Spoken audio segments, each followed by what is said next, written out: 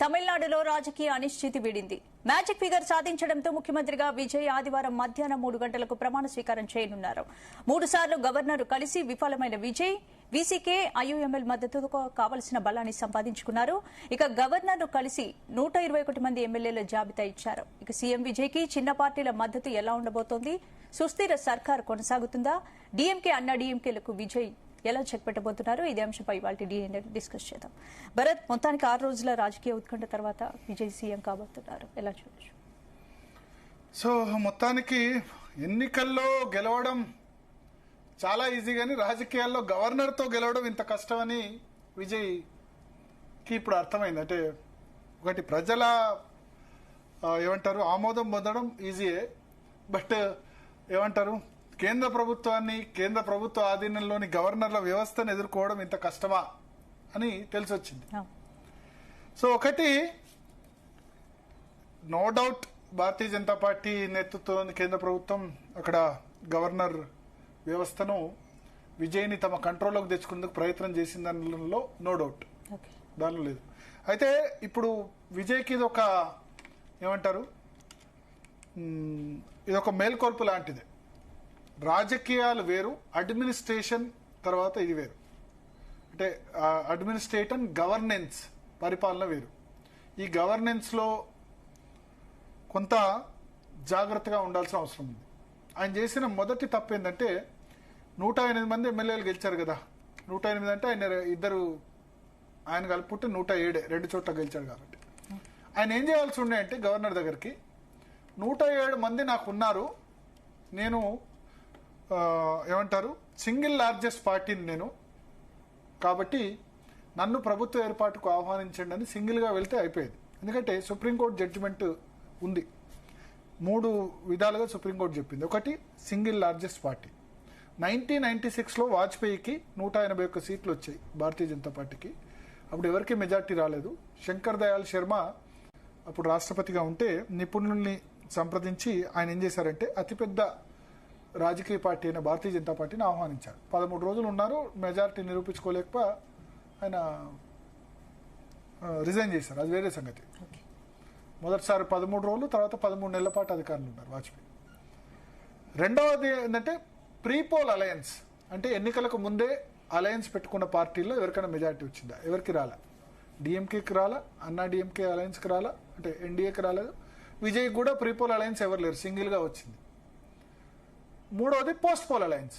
ఇప్పుడు Congress party 5 support తీసుకున్నాడు. 107 + 5 ఎంత అవుతుంది? 112.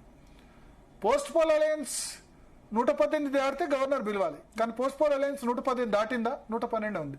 సో గవర్నర్ ఆ రీజన్ చూపించాడు, నువ్వు సింగిల్గా వచ్చి 107 సీట్లు అడిగితే నేను పిలిచేవాడిని, నువ్వు పోస్ట్ పోల్ అలయన్స్ 112 మందితో పట్టుకొని వచ్చావు, ఇంకా 6 ఏరే అని అడిగానని చెప్పి గవర్నర్ చెప్పాడు. ఎప్పుడైతే 118 దాటిందో, ఇప్పుడు 120 వచ్చిందో, అప్పుడు ఆటోమేటిక్గా ప్రమాణ స్వీకారం రా అని పిలిచేశాడు.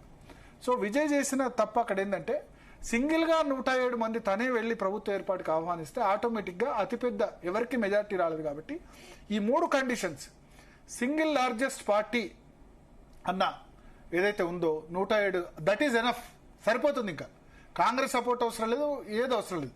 107 మందితో అయ్యి నాకు అవకాశం ఇవ్వండి అంటే ప్రమాణ స్వీకారం చేయిస్తాడు. చేయించిన తర్వాత సభలో బలం నిరూపించుకునేందుకు 5 రోజులు 6 రోజులు సమయం ఇస్తాడు. ఆటోమేటిక్గా సభలో బలం నిరూపించుకుంటాడు. ఒకసారి ముఖ్యమంత్రి ఇక్కడ జరిగింది అది. ఇక్కడ విజయ్ ఏం చేయాల్సి ఉండే అంటే సింగిల్గా వెళ్తే కనుక 107 సీట్లతో అయిపోయేది. కాంగ్రెస్తో కలిసేసరికి 112 సీట్లు వేసరికి అది పోస్ట్ పోల్ అలయన్స్ అయిపోయింది. పోస్ట్ పోల్ అలయన్స్ మెజార్టీ ఉందా? లేదు. ఎప్పుడు వచ్చింది మెజార్టీ? ఇవాళ వచ్చింది. ఎందుకు? 112 కాంగ్రెస్ అయింది, 2 సిపిఐ, 2 సిపిఎం, 116 అయింది.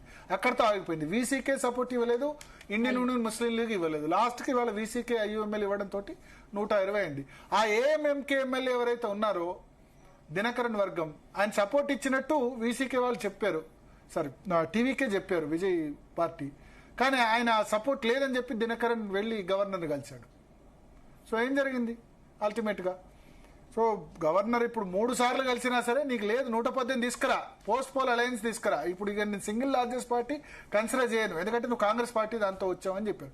సో టెక్నికల్ గ్రౌండ్స్లో గవర్నర్ తలుచుకుంటే 112 అయినా విలువచ్చు, కానీ వాళ్ళ ఉద్దేశం ఏంటంటే నువ్వు కాంగ్రెస్ పార్టీతో కలుస్తావా, మీకు కాంగ్రెస్తో కలిసా ఓకే, కానీ కేంద్ర ప్రభుత్వం మాతో అవసరాలు ఉంటాయి.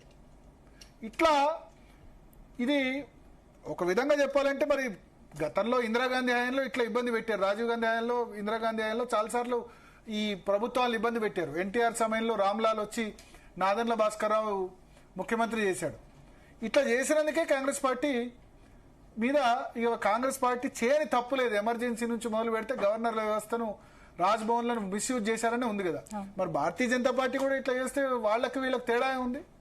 సో భారతీయ జనతా పార్టీ వాళ్ళు కూడా మేము కూడా ఫక్తు రాజకీయ పార్టీయే, అహోబిల మఠం పెట్టుకోలేదని కేసీఆర్ డైలాగ్ వాడినట్టు వాళ్ళు ఇట్లా చేస్తున్నారు. కానీ అల్టిమేట్గా ఇక వాళ్ళు నిండా మునిగారు కదా భారతీయ జనతా పార్టీ. మొన్న ఆమ్ ఆద్మీ పార్టీ 7 ఉంటే గనక 7 రాజ్యసభ సభ్యుల్ని పెట్టి విలీనమే చేసేసుకున్నారు. సో పక్కా ఇప్పుడు అమిత్ షా, నరేంద్ర మోడీ నేతృత్వంలో భారతీయ జనతా పార్టీ ఎట్లా అయిందంటే ఇక మిగతా కాంగ్రెస్ పార్టీకి ఉన్న అవలక్షణాలన్నీ కూడా వాళ్ళు కూడా తెచ్చుకున్నారు. సో మొత్తానికి ఇప్పుడు మా ఈ 120 మంది సపోర్ట్తో ఇప్పుడు విజయ్ అయితే రేపు ప్రమాణ స్వీకారం చేస్తున్నాడు. కానీ ఎన్నేళ్ళు ఉంటాడన్నది ఇక్కడ డౌట్ వచ్చింది.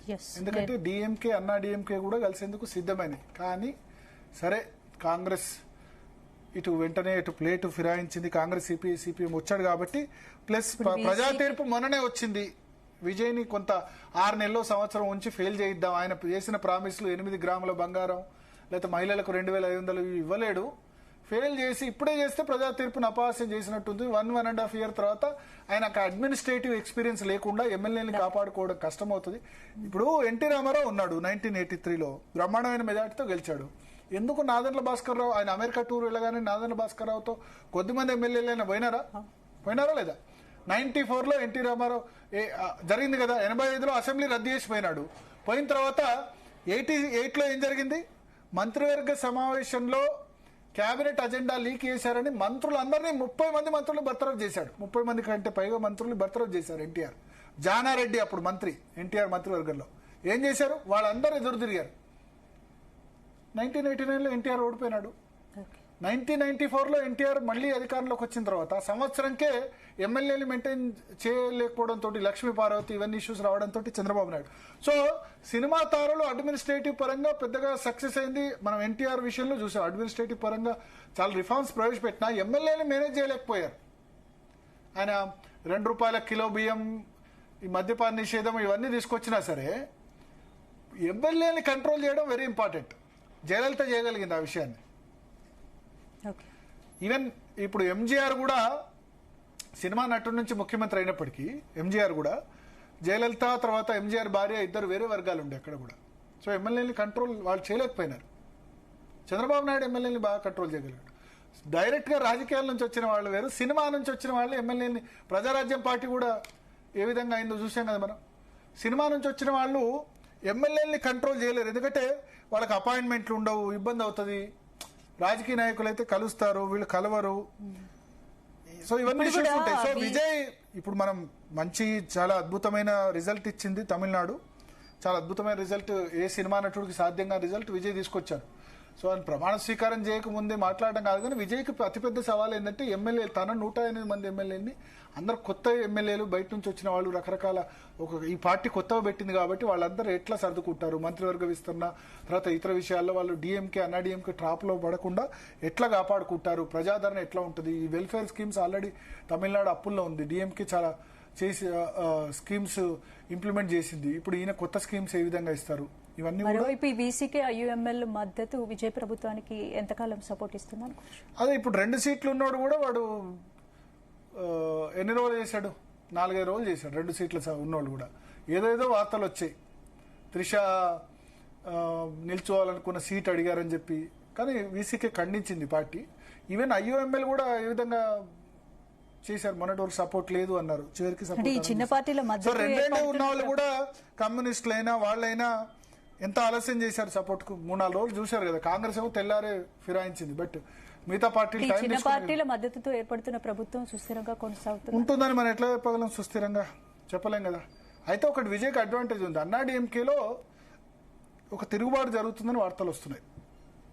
పళనిస్వామి దగ్గర ఉన్న 47 మంది ఎమ్మెల్యేల్లో ఒక 15-20 మంది ఎమ్మెల్యేలు వాళ్ళ అధికారం లేకుండా ఉండలేకపోతున్నారు. వాళ్ళు విజయ్తో గెలవచ్చు అని చెప్తున్నారు. అదే జరిగితే విజయ్కి అడ్వాంటేజ్ అవుతుంది. మాట్లాడదాం మనతో పాటు